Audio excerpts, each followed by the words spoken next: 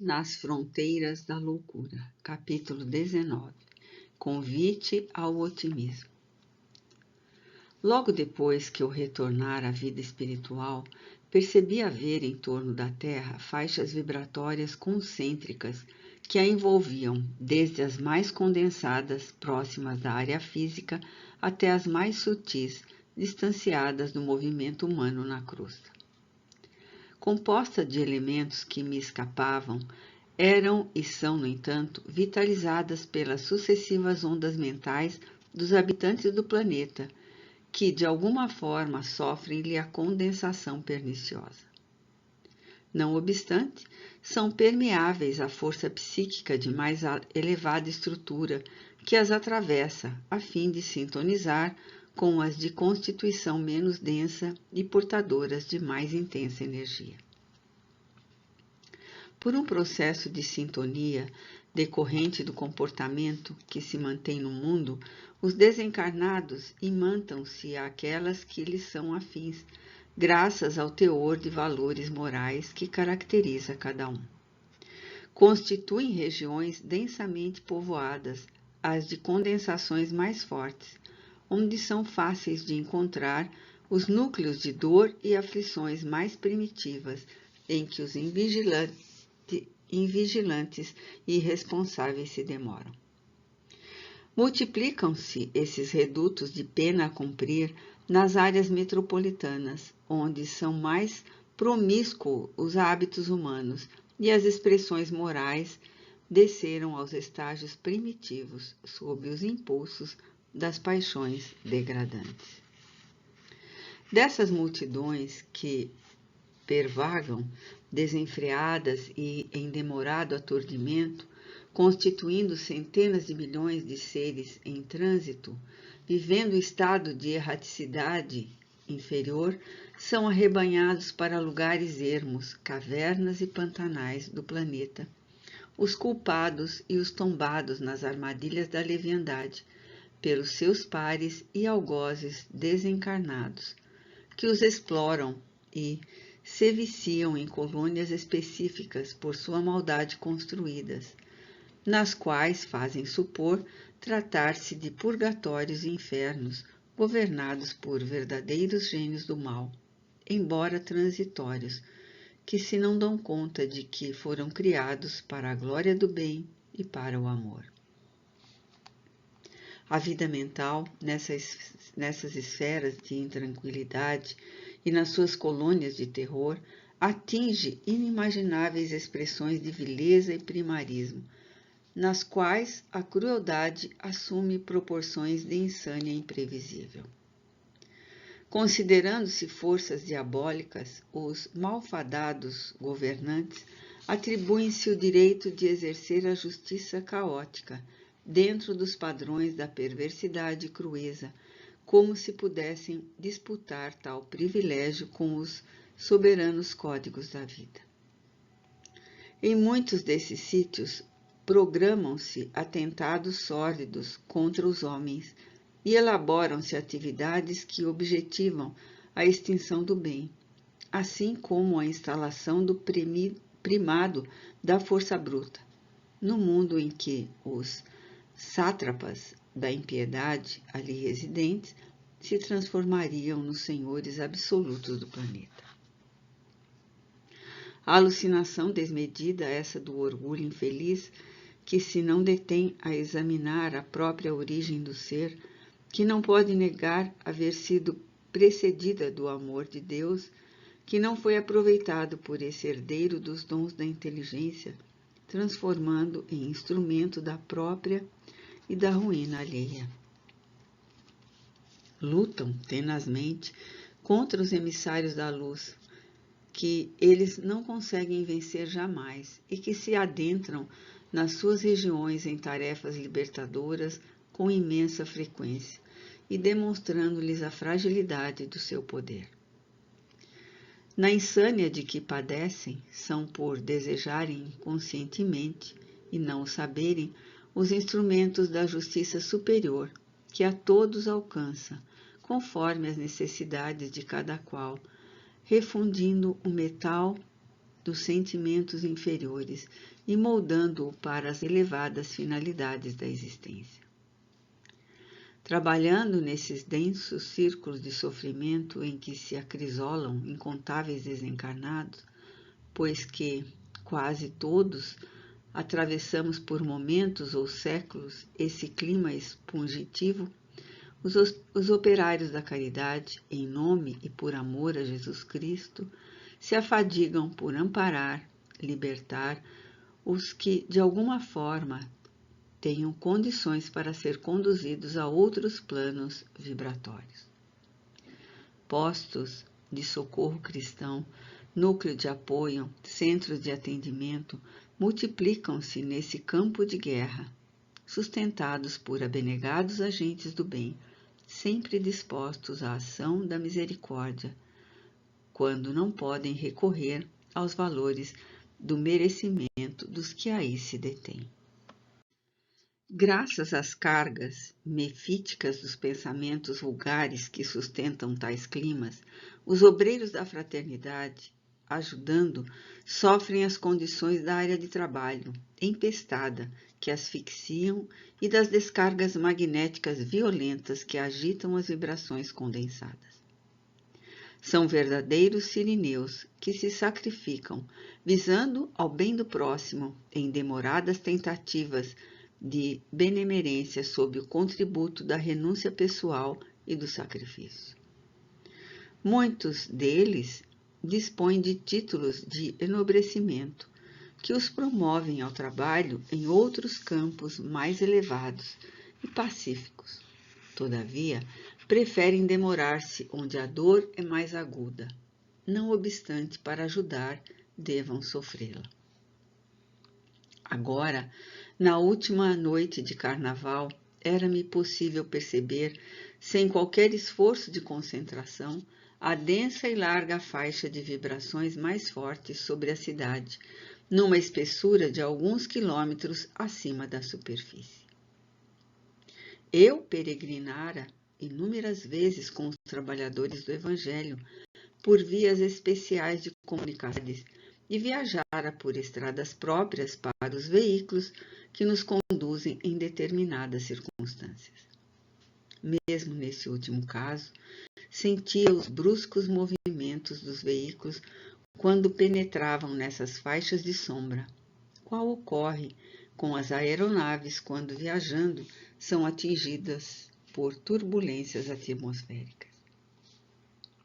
A grande concentração mental de milhões de pessoas na fúria carnavalesca, irradiações do que participavam ativamente enlouquecidos e dos que por qualquer razão se sentiam impedidos, afetavam para pior a imensa área de trevas, ao tempo em que essa influenciava os seus mantenedores por obnubilar-lhes os centros da razão, ao passo que lhes exacerbavam as ânsias do prazer exorbitante. A sensação que a paisagem escura nos dava era penosa, fazendo-me meditar no tempo que ainda certamente transcorreria até que mudasse a configuração moral do planeta, dependendo, sem dúvida, da transformação do homem.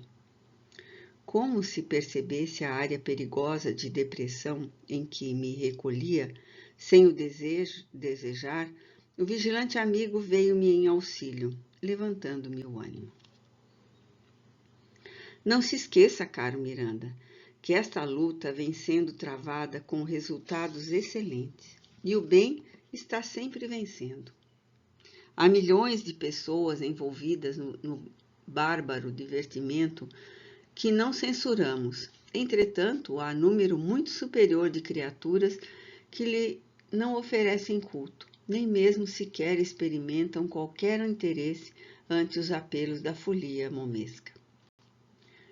Quantos se utilizam desses dias em que o trabalho habitual sofre alteração para buscar recantos interioranos aprazíveis, regiões serranas e praias para o refazimento? Pessoas mais amadurecidas utilizam-se dos feriados carnavalescos para estudos, meditações, encontros de lazer. Há um grande mal que viceja na humanidade e não podemos desconsiderar. Jamais houve tão grande interesse dos homens pelos seus irmãos em tentativa de ajudá-los a levantar-se e marchar com dignidade.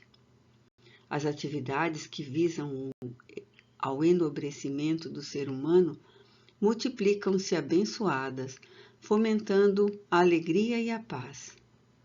As minorias raciais recebem respeito.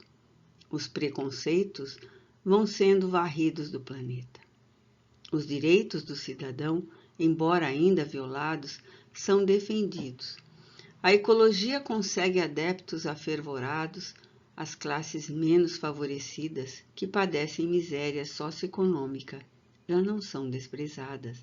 Não obstante, ainda não gozem das considerações que todos merecem.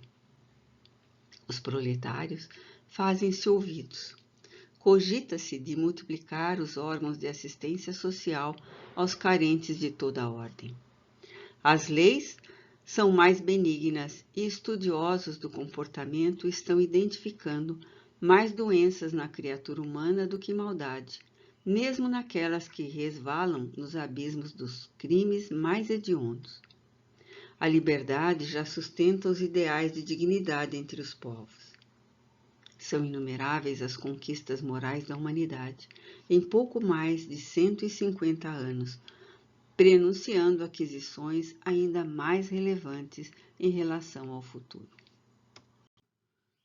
O que observamos são remanescentes do passado de todos nós, ainda não superado, que permanece retendo-nos na retaguarda das dissipações, embora a voz e o magnetismo do Cristo nos estejam arrastando das sombras para a luz, que já estamos entendendo e aceitando.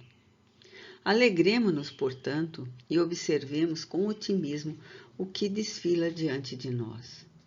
Ontem, aí estávamos mergulhados nos rios escuros da ilusão, enquanto agora, cá nos encontramos na margem abençoada, onde medram o equilíbrio e a paz. Nossos irmãos aqui chegarão igualmente, marchando conosco, que nos propomos auxiliá-los a fim de realizarmos juntos a grande escalada. Calou-se o amigo lúcido por alguns momentos. Ao impacto dos seus esclarecimentos lógicos, era-me possível vislumbrar, até do presente, qual nauta aflito na noite que percebesse, além da neblina, vitorioso o farol que aponta os recifes e sinaliza o canal, por onde se pode passar com segurança. O nosso mestre deu prosseguimento aos ensinamentos. Foi o mensageiro da alegria, da esperança e da paz. Todo o Evangelho é um hino de eloquente beleza à vida. Nos seus passos ficaram sementes que ora enflorescem o mundo, modificando a árida paisagem que ele encontrou. Mesmo a tragédia do Gólgota, assinalada pelas suas dores, é o prenúncio da madrugada da ressurreição em plenitude de luz e felicidade. Estas são horas muito importantes de transição moral da terra e dos seus habitantes. Legiões que se demoravam retidas nestas faixas, ainda assinaladas pela barbárie, portadoras dos instintos agressivos em afloramento. Vêm sendo trazidas à reencarnação em massa, obtendo a oportunidade de fazer a opção para a liberdade ou o exílio. Encontram corpos geneticamente sadios com excelentes possibilidades de que se podem utilizar para a grande escolha. O amor do Pai a todos oferece oportunidades iguais, assim facultando que cada qual eleja o que melhor lhe aprouver, enquanto assim o desejar. Simultaneamente, as aflições de que se fazem portadores constituirão escarmento para os negligentes e retardatários, impelindo-os a assumirem responsabilidades, enquanto nos franqueiam ocasião de crescer pelo serviço que podemos distender a seu e a favor de nós mesmos. Tenhamos em mente também que inumeráveis colônias de amor nas proximidades da Terra são de construção recente, frutos do trabalho de abnegados apóstolos do bem, que renunciaram às glórias estelares para iluminar a noite interior dos homens de ambas as esferas da vida, com a chama da caridade sustentada pelo combustível precioso e insuperável da fé. Na crosta, surgem novos postos de atendimento e, em muitíssimos lares, bafejados pela mensagem espírita, a treva bate em retirada sob as claridades do estudo sistemático do Evangelho em família, num perfeito entrosamento superior dos homens com os espíritos benfazejos. Por enquanto, é noite densa, aparvalhante, dominadora. Todavia, a madrugada chega sutilmente e vai vencendo-a até que raie em triunfo o dia. Confiemos. Sorriu generoso, pôs-me a mão sobre o ombro e convidou-me. O trabalho espera por nós. Visitemos a nossa Noemi, que deve estar desesperada neste momento. Aqueci em júbilo e rumamos na direção do hospital.